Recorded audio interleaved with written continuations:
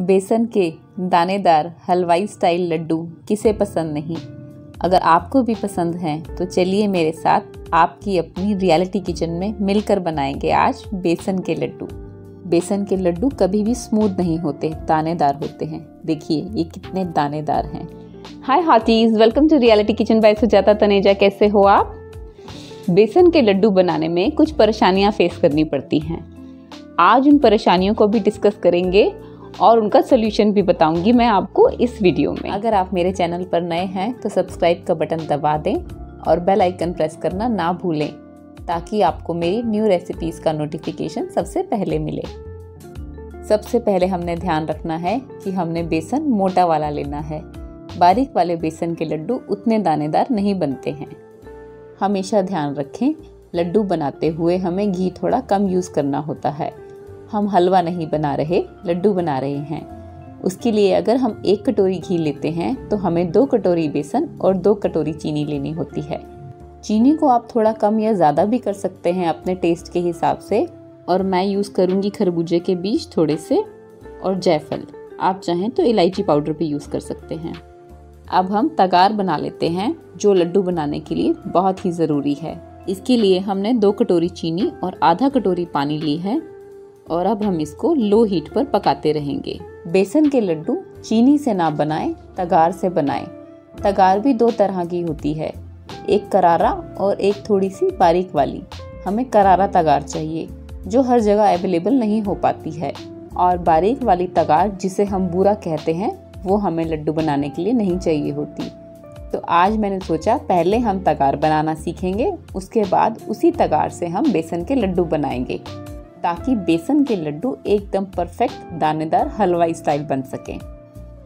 तो जैसा कि आप वीडियो में देख पा रहे हैं, चीनी और पानी को मैं कंटिन्यूसली चला रही हूँ ताकि ये पैन से चिपके भी नहीं, और हमें इसे जमने वाली कंसिस्टेंसी तक ही पकाना है।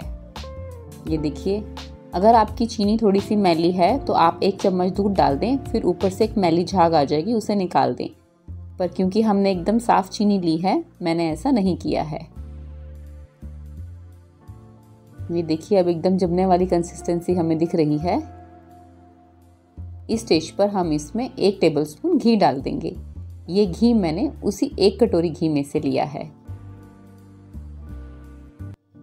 ये इसलिए मैंने डाला है ताकि चीनी बहुत ज़्यादा जम ना जाए, नहीं तो फिर करारा तगार बनाने में दिक्कत आएगी। अच्छे से मिक्स कर लेते हैं। हीट लो ही रहनी चाहिए। अब ये जमने वाली कंसिस्टेंसी में आ गई है। अब हम हीट बंद कर देते हैं और जल्दी से इसे एक वायर रैक पे उतार लेते हैं। वायर रैक पे रखते ही हमें जल्दी जल्दी से इसे चलाना है ताकि इसके मोटे मोटे चंक्स ना बन जाएं। इसमें बहुत मोटे मोटे चंक्स बन गए हैं। इसको हम अच्छे से इसी स्पैचुला से तोड़ देते हैं। ये काम हम काफ़ी जल्दी जल्दी करेंगे। अगर आपके पास मोटी छन्नी है तो इसे मोटी छन्नी से छान लेंगे, नहीं है तो मैंने इसका शॉर्टकट तरीका निकाला है। इस चीनी को मैंने एक मिक्सर जार में निकाल लिया है और पल्स पे 1-2 बार चला लिया है। पर ध्यान रखिएगा, हमें बहुत ज़्यादा फाइन ग्राइंड नहीं करना है क्योंकि हमें करारी वाली तगार चाहिए, वो बूरा नहीं चाहिए। ये देखिए, एकदम परफेक्ट दानेदार करारा तगार तैयार है। इसे एक साइड पर रखते हैं और रेसिपी के नेक्स्ट स्टेप की तरफ चलते हैं। एक कढ़ाई में हम सारा घी डालते हैं और बेसन ऐड करते हैं। बेसन को कैसे भूना जाए, ये भी एक बहुत बड़ा सवाल है। लड्डू बनाने के बाद आपने देखा होगा बेसन कच्चा रह जाता है। कितना भी भून लो, बेसन भुना ही नहीं जाता, वो कच्चा रह जाता है और बाद में लड्डू खाने पर वो गले में चिपकते हैं। लड्डू बिल्कुल भी गले में नहीं चिपकेंगे। आप बेसन को लो हीट पर लगातार चलाते हुए भूनें। थोड़ी देर भूनने पर बेसन थोड़ा सा पतला होने लगता है, लेकिन इसमें घबराने की कोई बात नहीं है। ये देखिए, ये परफेक्ट भून चुका है। अब थोड़ा सा और चला लेती हूँ। अगर आपको लड्डू में घी थोड़ा कम डालना है तो भी लड्डू परफेक्ट बनेंगे। लड्डू हलवाई जैसे दानेदार नहीं बनते हैं, ये भी एक बहुत बड़ी प्रॉब्लम है। और इस स्टेज पर हमने इस तरह से थोड़ा सा पानी स्प्रिंकल करना है ताकि बेसन में वो दानेदार हलवाई जैसा टेक्सचर आ सके। और लो हीट पर इसका पानी सूखने तक लगातार 1-2 मिनट तक और चलाना है। 1-2 मिनट में ये देखिए ये सारा पानी सूख गया है। अब हमें ये स्टेप फिर से रिपीट करना है। पानी सूखने के बाद हमें थोड़ा सा पानी और स्प्रिंकल करना है और इस तरह से लो हीट पर फिर से चलाना है जब तक ये पानी सूख ना जाए। इन सभी टिप्स को ध्यान में रखते हुए अगर आप बेसन के लड्डू बनाएंगे ना तो घर में कोई भी यकीन नहीं कर पाएगा कि ये घर के बने लड्डू हैं। अब ये मिक्सचर रेडी है। अब हम गैस बंद कर देंगे और जल्दी से इसे एक बोल में ट्रांसफ़र कर लेंगे। अगर हम इसे कढ़ाई में ऐसे ही छोड़ देंगे तो कढ़ाई अभी भी गर्म है, नीचे से बेसन का मिक्सचर जल जाएगा। लड्डू ठीक से शेप नहीं ले पाते हैं, बेसन बहुत ज़्यादा ढीला हो जाता है। अगर हम बेसन के इस गरम मिक्सचर में तगार मिक्स कर देंगे तो तगार मेल्ट हो जाएगी, बेसन पतला हो जाएगा और लड्डू बन नहीं पाएंगे। जितनी देर हमारा बेसन का मिक्सचर ठंडा हो रहा है उतनी देर हम खरबूजे के बीज या जो भी ड्राई फ्रूट आप डालना चाहे उन्हें ड्राई रोस्ट कर लेते हैं। ऐसा करने से ड्राई फ्रूट्स में जो एक्स्ट्रा मॉइस्चर होता है वो निकल जाता है और लड्डुओं को ज़्यादा दिन तक स्टोर किया जा सकता है। अब इन्हें एक बोल में शिफ्ट कर लेते हैं। लड्डू ठीक से बन नहीं पाते हैं, काफ़ी मेहनत करनी पड़ती है उन्हें गोल गोल बनाने में।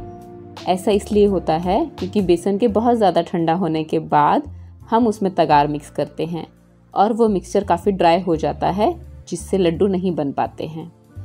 बातों ही बातों में मैंने बेसन के गुनगुने टेम्परेचर पर आने के बाद ही जायफल, खरबूजे के बीज और तगार भी मिला दी है।